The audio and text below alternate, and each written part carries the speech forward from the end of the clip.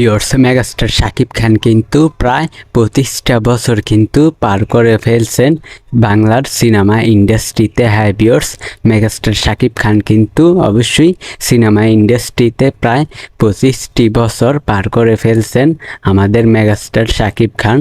তো ভিউয়ার্স, অবশ্যই এই বিষয়টা নিয়ে জাস্ট কিছু কথা বলবো, তো লাইক দিয়ে সম্পূর্ণ ভিডিওটা দেখতে থাকেন। চ্যানেলে নতুন হলে সাবস্ক্রাইব করবেন। তো চলেন ভিডিওটা শুরু করা যাক। আমাদের মেগাস্টার শাকিব খান আমাদের দেশের সিনেমা ইন্ডাস্ট্রিকে একেবারে কোন জায়গায় নিয়ে গেছেন মেগাস্টার শাকিব খান আপনারা জানেন, এটা আর বলার দরকার নাই।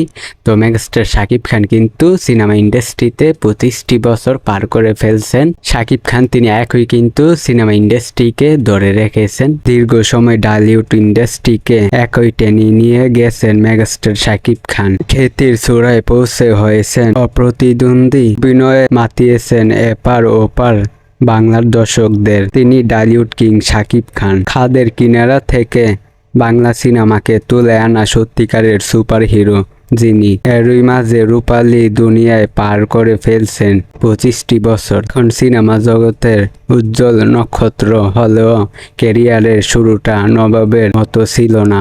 কঠোর পরিশ্রম করতে হয়েছিল নিজেকে প্রমাণ করতে, তবুও হাল ছাড়েনি।